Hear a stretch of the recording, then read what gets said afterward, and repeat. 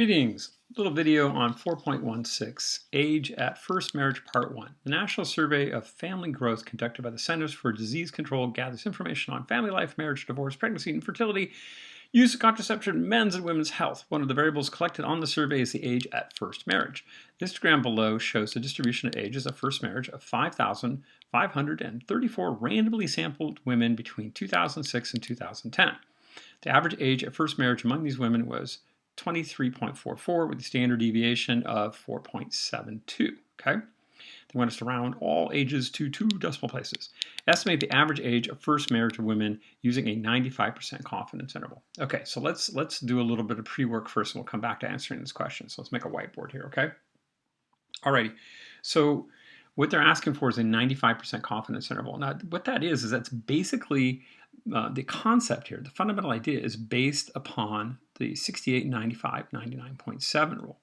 And what that tells us is that within any sampling distribution of X bar, we're going to come in and we're going to have some value that we sample. That's going to be X bar. And we're going to assume that that's playing the starting role or the center of our distribution.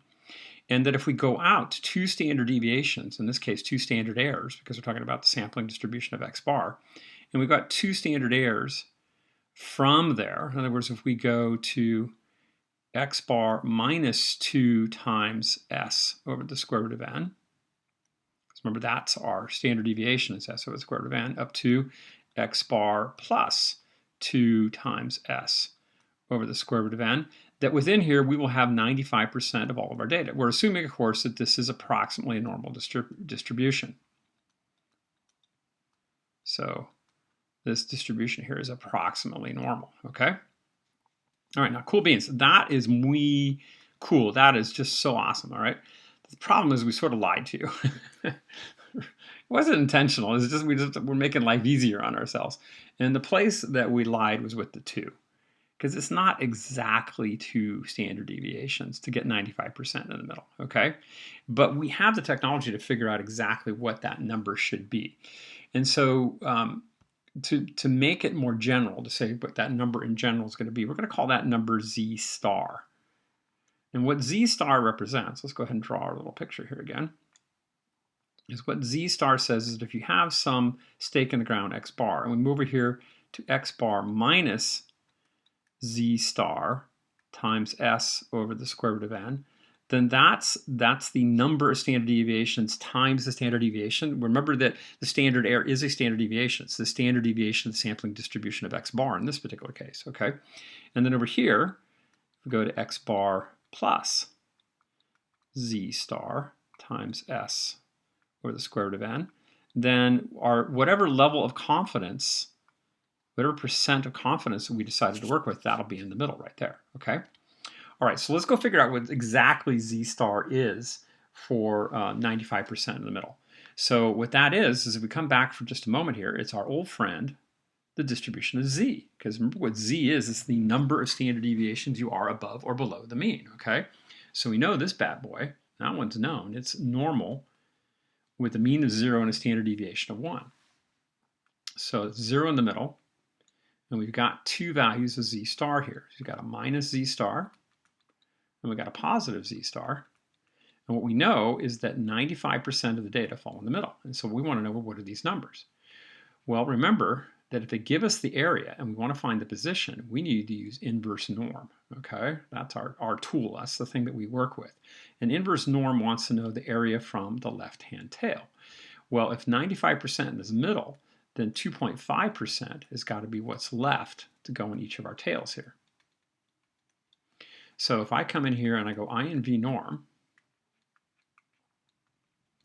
and I put in there 2.5% or 0.25, remember got to put it into a decimal, comma 0, comma 1, well, it's going to give me this number right here. And notice by symmetry, it actually gave me both the numbers. So this could be the negative one, but hey, you know, that's okay because we'll get the positive one just by symmetry. Okay, so let's do that. So let's go over to our calculator here real quick. Let's clear out all this craziness. And let's go second distributions, and we'll go number 3 for Inv Norm. The area is 0.025. Standard deviation is 0. mean is 0, standard deviation is 1. Go paste that command to the home screen, and we get back negative 1.95996, blah, blah, blah. So if we round that off to 3 decimal places, it comes out to 1.960, okay, or the negative z star. So let's go back to the whiteboard here for just a moment. And so this was equal to basically negative 1.960. So if the confidence level, if C is equal to 95%, then the Z star, we'll go plus or minus here, are going to be equal to plus or minus 1.960. Now the most common Z stars that we're going to use are going to be 1.96 because the most common confidence interval we're going to create is a 95% interval, okay? So hang on to that idea. We're going to need that in just a moment here. We're going to need those numbers. Let's get a clean sheet. We'll come back to that if we need it. Let's shut off the whiteboard. Okay, so we got to estimate the average age of first marriage. So to do that, what do we need to know? Well, we need to know what X bar is. We need to know what sigma is. But we also need to know that that distribution is going to be approximately bell-shaped because the bell-shaped curve, here, let's go back to the whiteboard for just one moment, please. If we go back, notice that that confidence interval was predicated upon the 95% falling in the center of a normal distribution, okay?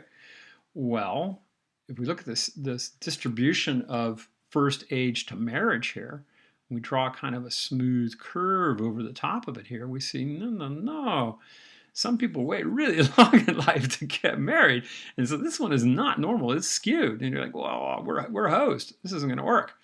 But it's going to. Why is it gonna work? CLT to the rescue, okay? The central limit theorem, which is what we've been working on in this chapter, tells us that if the sample size, if n is greater than or equal to 30, then the sampling distribution of X bar, so the distribution of X bar will be approximately normal.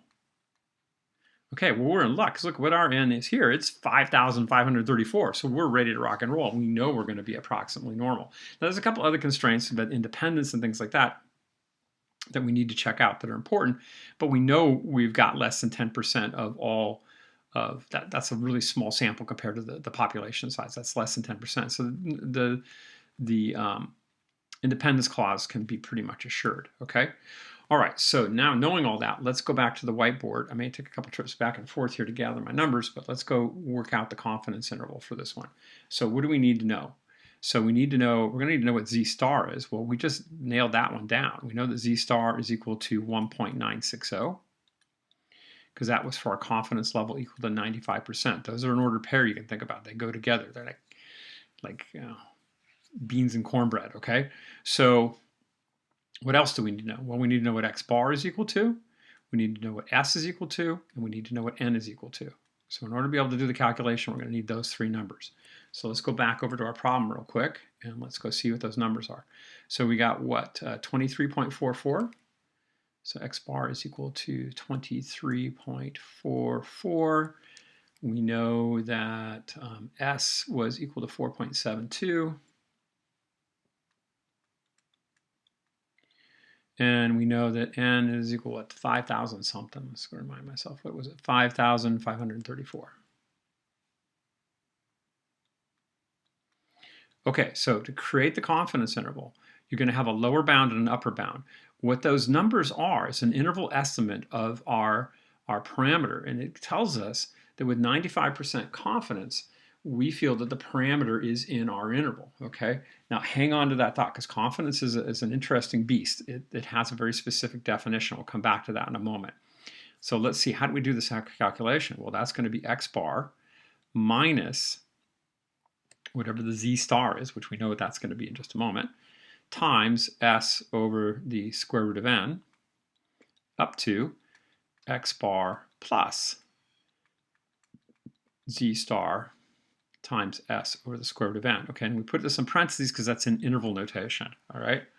So this is the lower end, this is the upper end of our bounds. It always have to be done in that order, okay? All right, so let's go start plugging some numbers in here. So that's going to be 23.44 minus our Z star, which was 1.960, times S, which is 4.72, divided by the square root of 5534. Okay, upper end is going to be 23.44. It's just really basically repeating what we did, but just put a plus, right? I'll show you the quick way of doing this on the calculator, a cheater way of doing it. Actually, I'll tell you a really quick way in just a moment, but I'll show you a cheater way to do it by hand, okay? And then I'll show you the super fast way of doing it. Okay, so all we got to do now, we've got our interval. All we got to do is just calculate what these numbers are, okay? So let's get the calculator back here. Let's do that. So let me go ahead and shut off my whiteboard for a moment. Okay, so got my calculator. Let's go ahead and clear this out. And so we're going to go to the lower end was 23.44. We'll do the lower one first. And then we'll subtract from that our z star, which was 1.960. You have to put the O in there if you don't want to. In fact, we won't. We'll skip that. Okay, nobody will care. And then that's going to be times 4.72 divided by the square root of 5534. Close that bad boy off, hit an enter, and we get the lower number is 23.32 if we round that off to two places. Notice that's what they want us to do. They said go to two places there, all right? All right, to get the upper number, do this. Hit your second key and hit your enter key. And what that does is replays the last thing you just did. Now that you can edit this. So in other words, if I hit the up arrow and scroll over to where the minus is and change that to a plus, and now hit enter, it gives me the upper number. Then I have to retype the whole thing. And so the upper number is going to be 23.56, rounding off again to two decimal places. Okay, so cool beans. Now, is there a faster way of doing this? Well, yes, there is, because the calculator has this formula built into it. So if you know the mean and the standard deviation of your distribution, in other words, you know mu and you know sigma, if you go into your stat menu and you go to test, you'll see what's called a z-interval or z-interval. And the z-interval is what we just created. So if we scroll down to that bad boy, option number 7 here, and hit an enter, remember you went stat test, got to get there first. It's going to ask you two different things. Do you have data or do you have stats? We have summary statistics. They didn't give us the raw data. In other words, they didn't give us the 5,534 data. That wouldn't have worked in this calculator anyway. It's one of the real downsides using the calculator is it can't take large data sets. But summary stats it does just fine with. So first thing you would do is come in and enter the 4.72 for sigma, because that was the standard deviation. You'd enter in the mean, which is 23.44. And you come in and put the 5,534 in there. Give your confidence level, be sure and put it as a decimal, 0.95. So that's how you get your z star, because you tell it the confidence level, and it's going to know how to calculate the z star based upon that. And go down and do calculate. And bada bing, bada boom, it does all that calculation for you without you having to go through all that mess. It's got the exact same numbers that we got doing it by hand a minute ago, but it always will round to 3 places on the screen. So if you need more than 3 places, you're going to have to do it by hand anyway, okay? All right, so that hopefully was worth the time watching the video right there. Let's talk about interpretation of the confidence level. What the heck does that mean, okay? So back here a minute ago, I said with 95% confidence, we know that the aged first marriage lay between those two numbers. So let's again remind myself what those two numbers were. Again, they're 23.32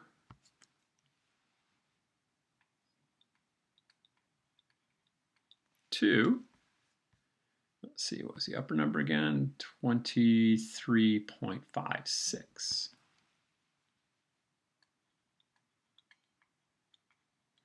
Pretty tight interval, and that's because the sample size is big. And the larger the sample size is, the smaller the standard error is going to be, and the tighter you're going to be about your sample mean, okay? In other words, we're assuming a really good quality of accuracy in our estimate here because our sample size was so big. All right, but let's talk for a minute about interpretation of this. With 95% confidence, we feel that the population mean to age first marriage is between 23.32 and 23.56. So now notice we're not saying there's a 95% probability that the population mean is that interval. What we're saying is we're 95% confident. Confidence has a very specific definition, and what it says is this. It says how confident we are in our process of working, how confident we are that our particular methodology succeeded in capturing the true population mean. And the most easiest way to think about that is that if you did this 100 times, 95 of them would contain the population mean, and 5 of them would not. In other words, you'd be 95% accurate in calculating an interval that contained the population mean, and 5% of the time you mess up and it didn't work. So that's pretty good. So what we're saying is we're pretty happy being correct 95% of the time. But that does not mean there's a 95% probability that the population mean is in there. So a little example maybe that'll make this make more sense. Say you've got a beautiful 2001 rust blue Corolla, okay? So you got a 2001 Corolla. And you love this car. It's been your best car since you first started driving. It's like it was your parents' old car and they donated it to you. But it's got this little hiccup in that it only starts 95% of the time. And 5% of the time, it leaves you stranded, okay? So you walk up to the car and you go and you open up the car and here's the key slot, okay? And so you put the key into the car and you go and you turn the key and it starts. Okay, now what was the probability of the car starting? Well, that's almost a nonsensical question because it was 95% before I put the key in. But once I put the key in, it's one of two things. Either the car started or the car didn't. So I've got a 95% probability that the car is going to work. 95% of the time when I put the key in, it's going to start. 5% of the time, it's not. But once I've turned the key, the question about whether it started or not, well, I know the answer, right? It's either it did or it didn't. And that's exactly the situation that we've got going on with the confidence interval. Either the confidence interval captured the mean or it didn't. Now, where the example falls apart is that before I knew whether the car started or not, I don't know whether my confidence interval truly captured the population mean or not. I'm just 95% of the confident that that it worked, and then I'm 5% unsure that it did not work. Okay. Hopefully that helps a little bit and makes more sense. Okay. So over here in our choices, what is the correct interpretation? 95% of the women have their first marriage age within our confidence interval. Nope, that's not it. The researcher can be 95% confident that any sample of women's age at their first marriage will be within this confidence interval. Nah. Researcher can be 95% confident that the population mean aged women was within our confidence interval. Yep, that's the one. That's what it's saying. We're 95% confident that the population parameter is in our interval. Okay? We're 95% sure that our process worked in capturing the population mean. Okay, I hope this helped. If it did, let me know. If it didn't, let me know that too. And I'll talk to you all soon.